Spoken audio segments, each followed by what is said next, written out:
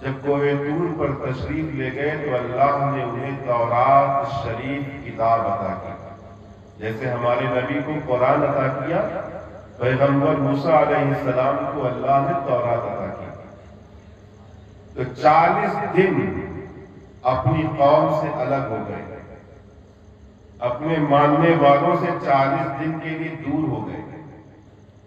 تو پیچھے سے ان کے ماننے والوں نے شرارت کی، بدماشی کی۔ کیا شرارت کیا؟ شرارت یہ کی کہ انہوں نے بچڑے کو معبود بنا لیا، ایک بچڑے کی مورتی بنائی اور اسے اپنا خدا بنا لیا، اس کی پوجا پاٹ شروع کر دیا۔ ایک خدا کی عبادت چھوڑ کر ایک باطل کی عبادت میں لگ گئے، جھوٹے خدا کی پرستش کرنے لگے۔ یہ بہت بڑا جرم تھا، اور آج بھی یہ بہت بڑا جرم ہے کہ اگر کوئی کلمہ پڑھنے کے بعد دین سے پھر جائے اسے شریعت مطہرہ مرتد کہتی ہے، اسے مرتد کا نام دیتی ہے، اور مرتد کا حکم بڑا سخت ہے۔ اگر اسلامی حکومت ہو، مسلمانوں کی حکومت ہو، تو کلمہ پڑھنے کے بعد اگر کوئی کافر ہو جائے، اسلام لانے کے بعد کوئی اسلام چھوڑ دے، تو شریعت کہتی ہے کہ اب اس کو جینے کا حق نہیں ہے۔ لیکن یہ کام کوئی عام مسلمان نہیں کرے گا، یہ کام حکومت کرے گی۔ اتنا سخت حکم ہے۔ یہی جرم بنی اسرائیل نے کیا، یہی جرم حضرت موسیٰ کی قوم نے کیا، لیکن اللہ کی کرم نوازی پیغمبر کے صدقے میں انہیں مہلت دی گئی، انہیں موقع دیا گیا، انہیں چانس دیا گیا، توبہ کی توفیق دی گئی۔ توبہ کر لو، رب سے معافی مانگ لو، تمہیں معاف کر دیا جائے گا۔ جرم اگرچہ بڑا ہے، اگرچہ تم نے بڑا گناہ کیا ہے، شرک کیا ہے، لیکن رب سے معافی مانگ لو گے، اللہ تمہیں معاف کر دے گا۔ اب سوال یہ پیدا ہوتا ہے کہ ان کی توبہ قبول کیسے ہوئی؟ ہمارے یہاں تو یہ ہوتا ہے، گناہ ہو گیا، خطا ہو گئی، لغزش ہو گئی، توبہ کرنے کا شوق پیدا ہوا تو گئے، چند آنسو اللہ کی بارگاہ میں بہایا، دل میں شرمندگی کا احساس پیدا ہوا، اللہ سے کہنے لگے مولا غلطی ہو گئی، معاف کر دے، اپنے حبیب کے صدقے ہمیں معاف کر دے۔ اللہ معاف فرما دیتا ہے، ہمارے گناہ بخش دیے جاتے ہیں۔ لیکن بنی اسرائیل نے جب گناہ کیا، توبہ کی توفیق دی گئی، تو ان کی توبہ کیسے قبول ہوئی؟ ان کے توبہ کے پورا ہونے کے تقاضے کیا تھے؟ ان کے توبہ کے ریکوائرمنٹ کیا تھے؟ کس انداز سے انہوں نے توبہ کیا؟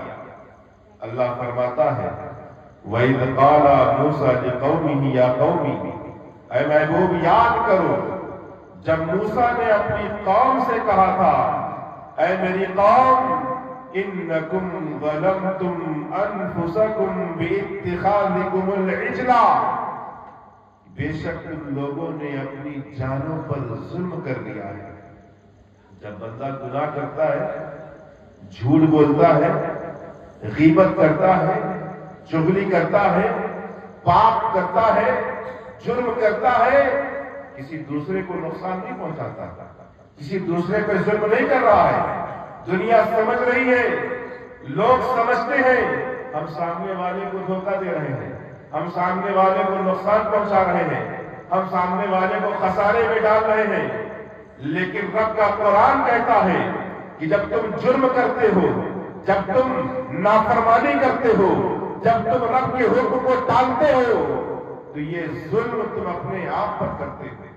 إِنَّكُمْ ظَلَمْتُمْ أَنفُسَكُمْ بِاتِّخَاذِكُمُ الْعِجْلَ، تم لوگوں نے اپنی جانوں پر ظلم کر لیا، بچڑے کو معبود بنا کر۔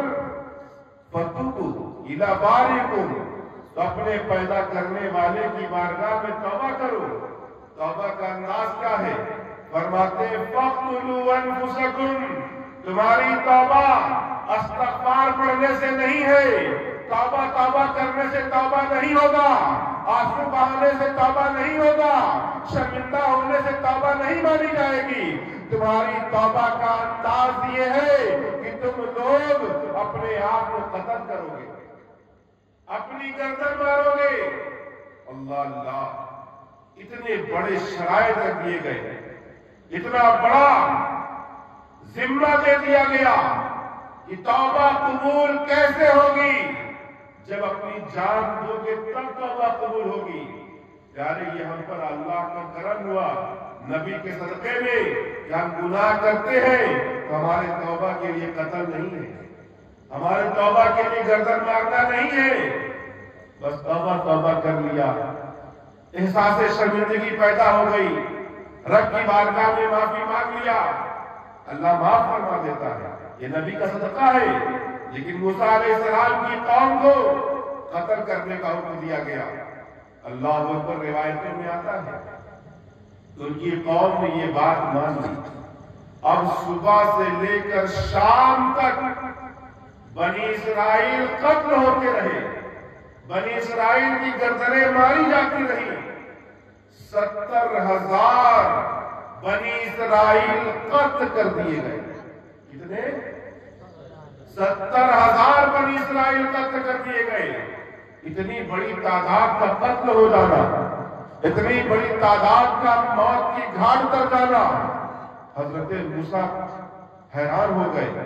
अर्ज करने लगे बारगाह इलाही में, ऐ मौला, अगर बनी इस्राइल ऐसे कत्ल होते रहे, बनी इस्राइल को इसी तरह मौत के घाट उतारा जाता रहा, ये खत्म हो जाएंगे, ये फना हो जाएंगे, इनका नामो निशान मिट जाएगा।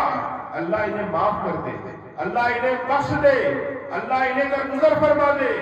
अल्लाह ने वही भेजा, कहा जाओ कह दो जो कत्ल कर दिए गए वो शहीद कहलाएंगे, जो बच गए वो बख्श दिए गए, और कातिल और मकतूल सब जन्नती हैं। प्यारे इस्लामी भाइयों, कहने का मतलब ये है, इस आयत करीमा में एक जुमला है, ज़ालिकुम खैरुल लकुम इंदा बारिकुम, कि तौबा करना तुम्हारे अल्लाह को पसंद है। बंदा जब गुनाह कर लेता है, बंदा जब रब की नाफरमानी कर लेता है, बड़ा पछताता है। बाद लोग ऐसे होते हैं, सोचते हैं कितना हमने जुर्म किया है, कितना हमने बदमाशी की है, अब क्या करें, जवानी तक पूरी गुनाह में गुजर गई। नहीं, अल्लाह ताला को तौबा करने वाले बंदे पसंद है। खुद कुरान में अल्लाह फरमा रहा है, इन्नल्लाह युहिब्बुत तव्वाबीन, बेशक अल्लाह को तौबा करने वाले पसंद है। अल्लाह की बारगाह में तौबा करने वाले महबूब है। आप अंदाजा लगाएं, ये कोई मामूली बात नहीं है कि कोई बंदा अल्लाह का महबूब बन जाए। ये कोई आसान बात नहीं है कि कोई बंदा अल्लाह का पसंदीदा बन जाए। वो खालिक जो सारे कायनात का पालनहार है, वो मालिक जो सारे कायनात को पैदा करने वाला है, वो खालिक जो सारे कायनात को चलाने वाला है।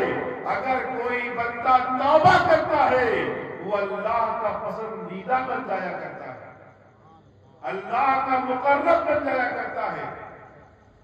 सूफिया इकराम फरमाते हैं, मन लहुल मौला फलहुल कुल, जो अपने रब का हो गया, जो अपने खालिक का हो गया, सारी कायनात उसकी हो जाती है।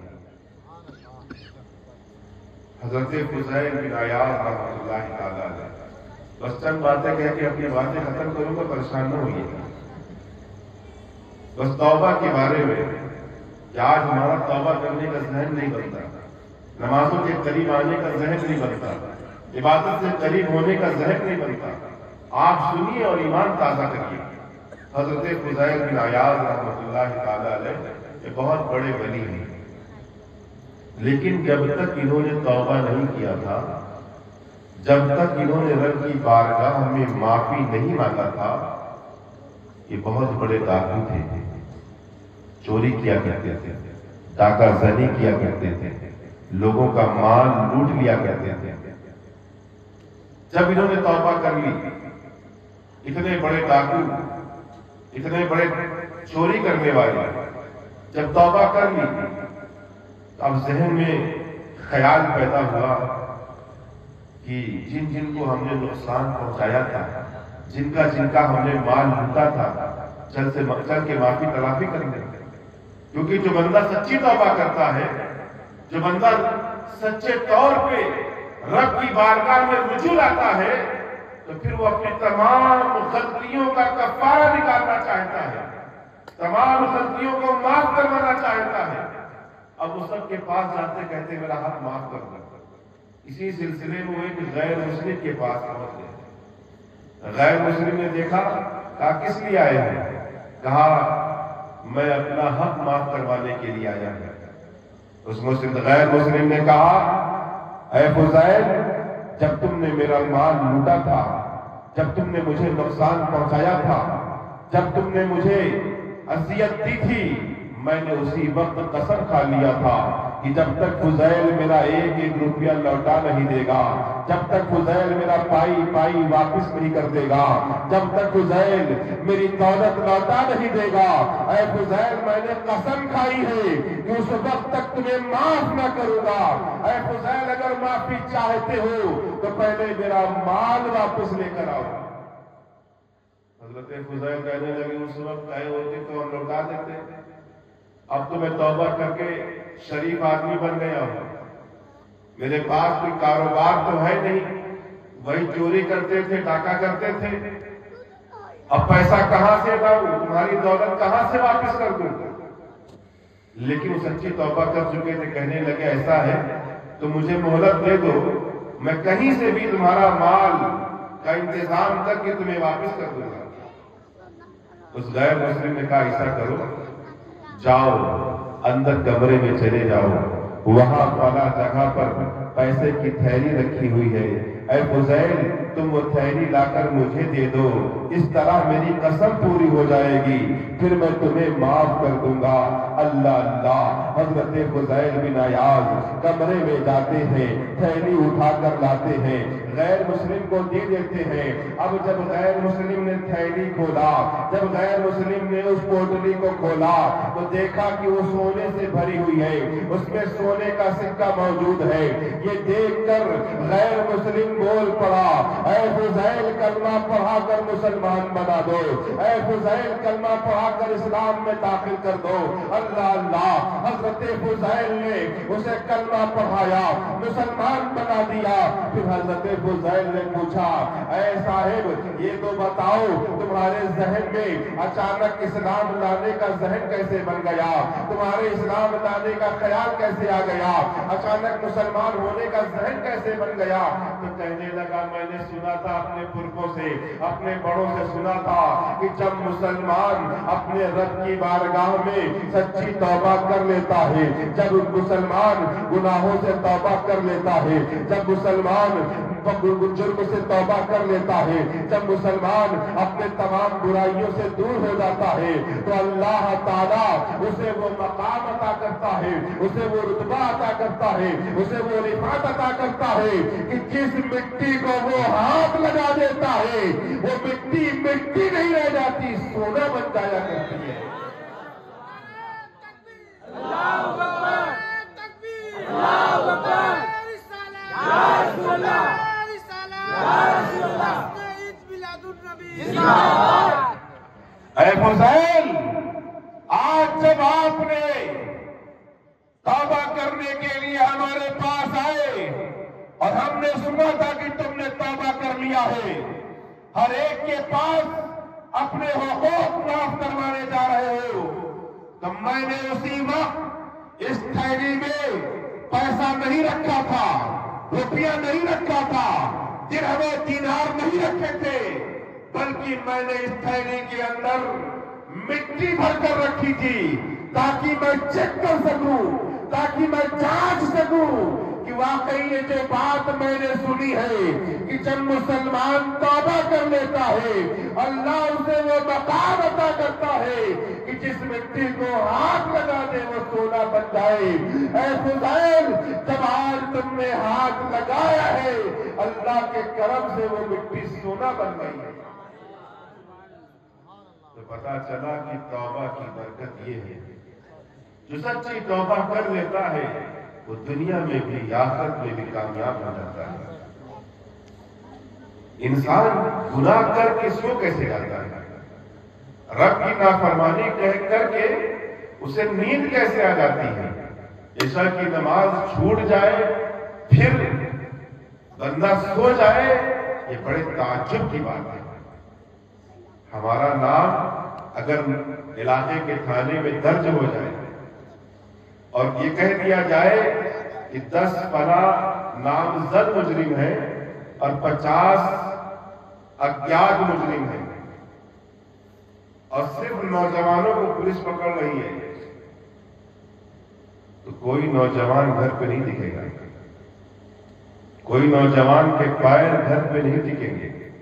کیوں؟ وجہ کیا ہے؟ ڈر۔ کس کا ڈر؟ حکومت، پولیس کا، قانون کا۔ جو ہمارے ہاتھ کے بنائے ہوئے قانون ہے اس کا ڈر ہے کہ تھانے میں نام لکھا گیا، چین نہیں آ رہا ہے، ہم پکڑے نہیں گئے، اب راتوں کی نیند حرام ہے، رشتہ داروں میں مارے پھر رہے ہیں، کبھی اس کے گھر کبھی اس کے گھر۔ آپ اندازہ لگائیں کہ مسلمان دنیا کی طاقت سے تو ڈرتا ہے، لیکن حدیثوں میں آتا ہے کہ جب بندہ ایک ٹائم کی نماز چھوڑتا ہے تو اس کا نام جہنم کے دروازے پہ لکھ دیا جاتا ہے۔ ہماری کتنی نمازیں چھوٹی اور کتنے بار ہمارے نام جہنم کے دروازے پہ لکھے گئے ہوں گے، اس کے بعد بھی ہمارے اندر کوئی احساس نہیں ہے۔ پچھلے زمانے میں ایک شخص تھا، اس سے کوئی گناہ ہو گیا، گناہ کرتا نہیں تھا، رب کی نافرمانی نہیں کرتا تھا، نافرمانی ہو گئی۔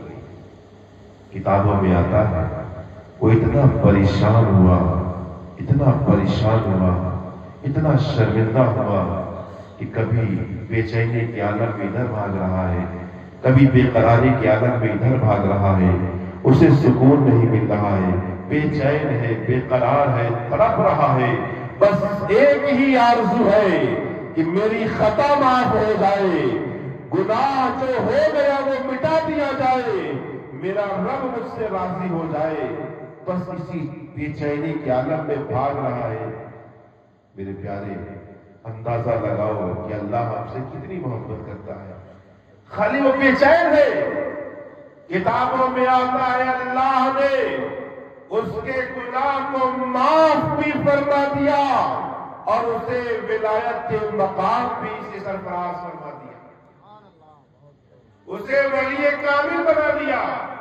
پتا کیا چلا کہ جو بندہ رب کی بارگاہ میں سچی توبہ کر لیتا ہے، اللہ تعالیٰ اس کی دنیا بھی بہتر بناتا ہے، آخرت بھی بہتر بنا دیتا ہے۔ میں آپ کو ایک بات بتاؤں، بڑی دلچسپ بات ہے، وقت زیادہ ہو رہا ہے، ذرا سن لیں، انشاءاللہ بھی بات ختم ہو جائے گی، دن بار بار نہیں آتے، سال میں جلسے ہوتے ہیں، سونا تو روزانہ ہے۔ ایک قصاب تھا، گوشت بنانے والا قصائی، وہ اپنے پڑوس کی لڑکی سے محبت کرنے لگا، اس پہ دل دے بیٹھا تھا، لیکن موقع نہیں پاتا تھا کہ اس سے اپنی محبت کا اظہار کر سکے۔ ایک دن ایسا ہوا کہ وہ لڑکی اپنے گھر سے نکل کر دوسرے گاؤں کسی کام سے جا رہی تھی۔ اس نوجوان نے دیکھا، قصائی نے دیکھا کہ موقع اچھا ہے، پیچھے پیچھے ہو لیا۔ کچھ دور جانے کے بعد اس لڑکی سے ملا اور اپنی محبتوں کا اظہار کرنے لگا کہ میں تم سے محبت کرتا ہوں، میں تم سے پیار کرتا ہوں، تمہاری یادوں میں کھویا رہتا ہوں۔ اللہ اندازہ لگائے کہ اگر ہماری ماں بہنیں نیک ہوں تو بگڑا ہوا نوجوان بھی سدھر جایا کرتا ہے۔ اس لڑکی نے کہا بات تو صحیح ہے، تم مجھ سے محبت کرتے ہو، اور یہ بھی صحیح ہے کہ میں بھی تم سے محبت کرتی ہوں، میرے دل میں بھی تمہاری محبت ہے، لیکن اے نوجوان، میں اپنے رب سے ڈرتی ہوں، میں اپنے رب کا خوف کھاتی ہوں، اے نوجوان میرے پاس سے ہٹ جا، اگر جانے انجانے میں مجھ سے کوئی خطا ہو گئی تو میرا پروردگار مجھ سے ناراض ہو جائے گا، مجھ سے روک جائے گا۔ اللہ اللہ اللہ اتنا سننا تھا کہ وہ نوجوان کہنے لگا اے رب کی بندی، جب تو اپنے خدا سے ڈرتی ہے، جب تو اپنے اللہ سے ڈرتی ہے، جب تو اپنے خالق و مالک سے حیا کرتی ہے، پھر مجھے کیا ہوا کہ میں نہیں ڈرتا، مجھے کیوں حیا نہیں آتی؟ اتنا کہہ کر اس نوجوان نے سچی توبہ کر لی۔ اب معاملہ کیا ہوا؟ وہاں سے پلٹ آیا، راستے میں واپس گھر جانے لگا، اسے پیاس شدت کی لگی، اتنی زور کی پیاس لگی کہ اس کی جان پر بنائی۔ اب اسے کوئی پانی نظر نہیں آ رہا تھا، دھوپ شدت تھی، گرمی کا دن تھا، دھوپ تمازت کی تھی، اسی عالم میں پریشان تھا کہ اچانک ایک شخص نظر آیا، اور وہ شخص کوئی عام آدمی نہیں تھا، اس وقت کے پیغمبر کا وہ قاصد تھا۔ اس شخص نے اس نوجوان کو دیکھا، کہا تم بڑے پریشان نظر آ رہے ہو، بڑے حیران نظر آ رہے ہو، آخر ماجرا کیا ہے؟ آخر تمہاری حالت ایسی کیوں بنی ہوئی ہے؟ اس نوجوان نے کہا پیاس کے مارے تن گھٹ رہا ہے، پیاس کے مارے بدن نڈھال ہو گیا ہے، اگر پانی کے قطرے نہ ملے تو میں مر جاؤں گا، اگر سایہ نہ ملا تو میں مر جاؤں گا۔ کہنے لگا وہ قاصد، وہ شخص کہنے لگا آؤ آؤ، ہم اللہ کی بارگاہ میں دعا کرتے ہیں، ہم اللہ کی بارگاہ میں فریاد کرتے ہیں، اللہ تعالیٰ اپنی رحمت سے ہمارے اوپر ایک بادل بھیج دے جو ہم پر سایہ کر دے اور ہمارے گھر پہنچنے تک ہم پر سایہ بنائے رکھے۔ تو اس قصاب نے کہا، نوجوان نے کہا بات تو صحیح کہہ رہے ہو، لیکن میں بڑا گنہگار آدمی ہوں، میں بڑا پاپی آدمی ہوں، میں بڑا مجرم آدمی ہوں، میں بڑا سیاکار ہوں، میں بڑا رب کا نافرمان ہوں، میں نے کبھی کوئی نیکی کیا نہیں، میں نے کبھی کوئی نمازیں پڑھی نہیں، میں نے کبھی کوئی عبادت کیا نہیں، میں نے کوئی بندگی کی نہیں، میرے نامہ اعمال میں ایسی کوئی نیکی نہیں جس نیکی کو میں رب کی بارگاہ میں وسیلہ بنا سکوں، جس نیکی کو میں رب کی بارگاہ میں وسیلہ دے سکوں۔ اس قاصد نے کہا اچھا ایسا کرو، میں دعا کرتا ہوں تم آمین کہہ دینا۔ اللہ اللہ، اس قاصد نے دعا کیا، اللہ نے ایک بادل بھیج دیا جو دونوں پر سایہ کرنے لگا۔ اب وہ دونوں نوجوان راستہ طے کرتے چلے جا رہے ہیں، منزل کی طرف بڑھتے چلے جا رہے ہیں، اپنے گھر کی طرف بڑھتے چلے جا رہے ہیں۔ کچھ دور جانے کے بعد دونوں کا راستہ الگ ہو گیا، دونوں کی راہیں الگ ہو گئیں، دونوں کا راستہ جدا جدا ہو گیا۔ لیکن معاملہ یہاں پر یہ ہوا کہ وہ بادل جو سایہ کیے ہوئے تھا، قاصد پر سایہ کرنے کے بجائے اس نوجوان پر سایہ کرنے لگا۔ جو لڑکی کی محبت میں گیا تھا اس پر سایہ کرنے لگا۔ قاصد نے یہ منظر دیکھا، کہنے لگا ارے معاملہ کیا ہے؟ یہ تو کہہ رہا تھا کہ کوئی نیکی نہیں ہے، کوئی بندگی نہیں، کوئی عبادت نہیں، کوئی ریاضت نہیں، پھر یہ بادل میرے پر سایہ کرنے کے بجائے اس نوجوان پر سایہ کیے ہوئے؟ اس نے کہا اے نوجوان سچ سچ بتا دے، تیرا معاملہ کیا ہے، تیری کیفیت کیا ہے؟ تو کہہ رہا تھا میرے پاس کوئی بندگی نہیں، میرے پاس کوئی عبادت نہیں، میرے پاس کوئی نیکی نہیں، پھر یہ بادل میرے پر سایہ کرنے کے بجائے تیرے اوپر سایہ کر رہا ہے، ایسا کیوں؟ نوجوان نے کہا بات صحیح ہے، میں نے کوئی نیکی نہیں کی، میں نے کبھی کوئی رب کی عبادت نہیں کی، لیکن اسی سفر میں آیا تھا، ایک لڑکی سے، ایک خدا کی بندی سے میں نے خوف خدا کا واقعہ سنا، میں نے اپنے رب کا ذکر سنا، دل پگھل گیا، بس میں نے اس گناہ سے توبہ کر لیا ہے۔ قاصد نے کہا بس میں سمجھ گیا، یقیناً جو مقام، جو مرتبہ اللہ کی بارگاہ میں توبہ کرنے والے کا ہے وہ کسی کا نہیں ہوا کرتا۔ بتاؤ پیارے، ایک لمحے کے لیے وہ رب کی بارگاہ میں شرمندہ ہوا، اللہ نے کتنا بڑا مقام عطا کر دیا۔ ایک بار حضرت عیسیٰ علیہ نبینا علیہ السلام اپنے چاہنے والوں کے ساتھ بیٹھے ہوئے تھے، اتنے میں ایک خوبصورت حسین و جمیل پرندہ آتا ہے اور لوٹ پوٹ ہونے لگتا ہے۔ زمین پر لوٹ پوٹ ہونے لگتا ہے، اور وہ زمین پر اپنے کو اتنا رگڑتا ہے، اتنا رگڑتا ہے، اتنا رگڑتا ہے کہ اس کے جسم کی کھال اتر جاتی ہے۔ اب بتاؤ، جب جسم کی کھال اتر جائے گی تو کیسا لگے گا؟ سرخ گنجا، نہایت بدصورت، بدخلقت۔ اور پھر اتنے پر بس نہیں کیا، وہاں سے اٹھا اور کیچڑ میں چلا گیا، وہاں بھی لوٹ پوٹ ہونے لگا، تو پہلے سے زیادہ بدصورت ہو گیا، پہلے سے زیادہ بدخلقت، نہایت بدصورت۔ لیکن اب وہ پرندہ پھر اڑتا ہے، ایک بہتے ہوئے پانی میں پہنچ جاتا ہے تو اس کا پہلے والا حسن واپس آ جاتا ہے، اس کی پہلے والی خوبصورتی واپس آ جاتی ہے، اس کا کیچڑ بھی دور ہو جاتا ہے، اور اس کی کھال بھی واپس آ جاتی ہے۔ حضرت عیسیٰ علیہ السلام نے یہ منظر دیکھ کر اپنے جانثاروں سے فرمایا، اپنے ماننے والوں سے فرمایا، اے میرے چاہنے والوں، اے میرے ماننے والوں، جانتے ہو یہ پرندہ کیا ہے؟ کہا نہیں۔ کہا یہ پرندہ نشانی بن کر آیا ہے، یہ پرندہ سبق سکھانے آیا ہے، یہ پرندہ درس دینے آیا ہے، یہ پرندہ ہمارے لیے عبرت بن کر آیا ہے۔ یہ بتانا یہ چاہ رہا ہے، یہ سمجھانا چاہ رہا ہے کہ بندہ مومن جب گناہ کرتا ہے، جب خطا کرتا ہے، جب جرم کی دنیا میں جاتا ہے، جب پاپ کی دنیا میں قدم رکھتا ہے، تو وہ بھی ایسے ہی بدصورت ہو جاتا ہے، ایسے ہی بدخلقت ہو جاتا ہے۔ لیکن جب وہ اپنے رب کی طرف لوٹ کر آتا ہے اور اپنے رب کی بارگاہ میں آنسو بہا کر، گڑ گڑا کر اپنے رب سے معافی مانگ لیتا ہے، تو وہ بندہ مومن بھی پہلے کی طرح صاف ستھرا ہو جاتا ہے۔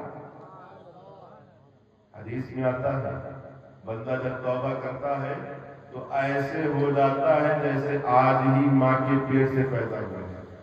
تو پیارے اسلامی بھائیوں، توبہ کیا ہے؟ یہ احساس پیدا کرنے کا نام ہے، یہ اپنے اندر فیلنگ لانے کا نام ہے۔ تنہائی میں بیٹھ جایا کرے۔ اب تو برا ہوا موبائل کا کہ تنہائی ہونے نہیں دیتی۔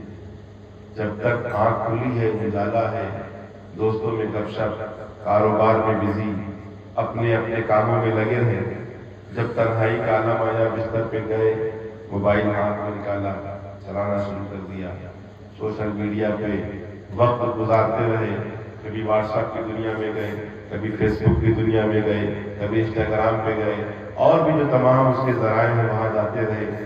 پھر ایک لمحہ ایسا آتا ہے کہ نیند کی وجہ سے موبائل آٹومیٹک ہاتھ سے چھٹ جاتا ہے۔ سوچا کب؟ اپنے آخرت کے بارے میں فکر کب کیا؟ اپنے آپ کے بارے میں سوچا کب؟ اور سچی بات تو یہ ہے کہ جب ہم گناہ کرتے ہیں تو دل میں خیال آتا ہے اللہ مہربان ہے، اللہ گناہ معاف فرما دے گا۔ اگر گناہ کرتے وقت یہ خیال آ جائے کہ اللہ مہربان ہے پیارے، یہ شیطانی خیال ہے، یہ رحمانی خیال نہیں ہے۔ گناہ کرتے وقت اگر یہ خیال آئے کہ اللہ بخش دے گا، یہ شیطانی خیال ہے۔ نیکی کرو پھر رب کی رحمت کی امید رکھو۔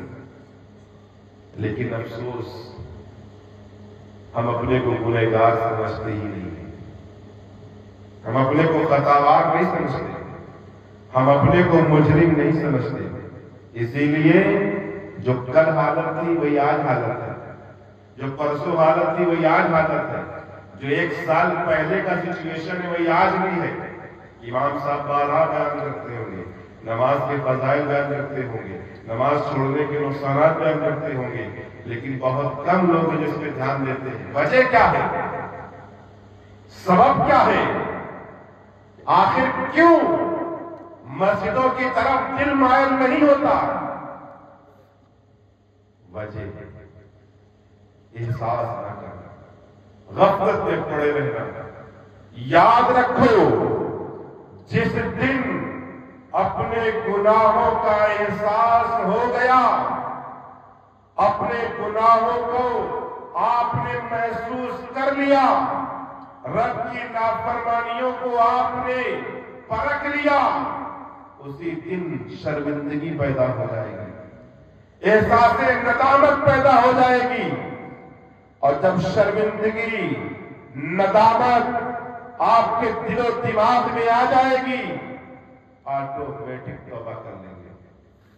پھر توبہ کرنے کے لیے کسی کو کہنا نہیں پڑے گا، خود بخود قدم اٹھ جائیں گے، خود بخود مسجد کی طرف بڑھ جاؤ گے۔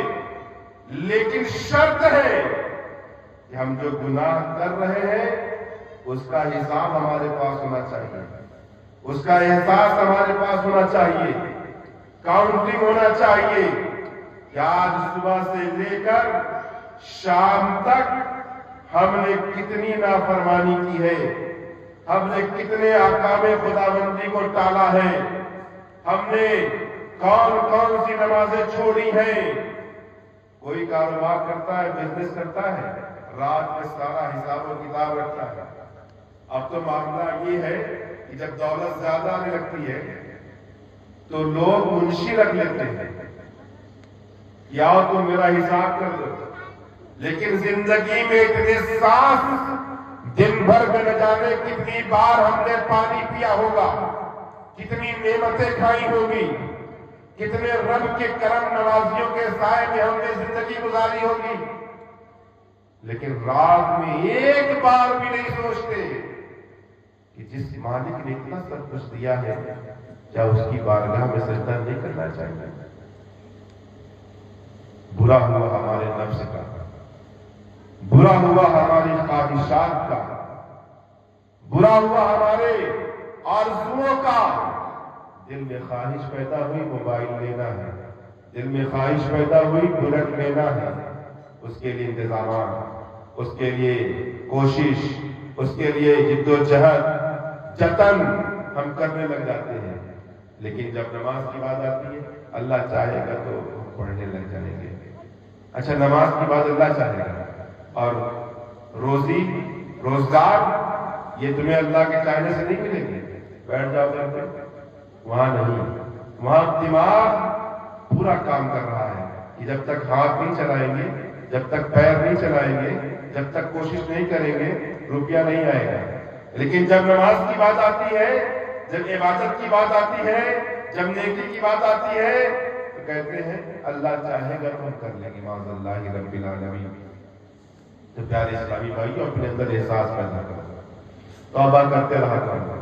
توبہ کرنا یہ ایک مکمل عبادت ہے، جسے نماز پڑھنا ایک عبادت ہے، روزہ رکھنا ایک عبادت ہے، حج کرنا ایک عبادت ہے، زکوٰۃ دینا ایک عبادت ہے، سجدہ کرنا ایک عبادت ہے، تلاوت کرنا ایک عبادت ہے، ایسے ہی توبہ کرنا بھی ایک عبادت ہے۔ بعض لوگ سمجھتے ہیں کہ جب گناہ کریں گے تبھی توبہ کریں گے، ایسا نہیں ہے۔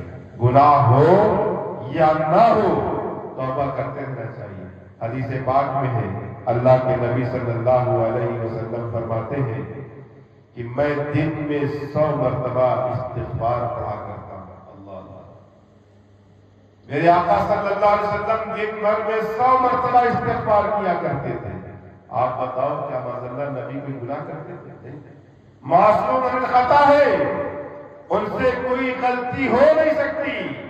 معاملہ یہ ہے جب بندہ توبہ کرتا ہے، اگر کوئی گناہ اس کے ذمے ہوتا ہے تو اللہ اس توبہ کی برکت سے گناہ مٹا دیا کرتا ہے، اور اگر بندہ توبہ کرے اس کے نامہ اعمال میں گناہ نہ ہو تو اللہ اس کے مقام کو بلند فرما دیا کرتا ہے۔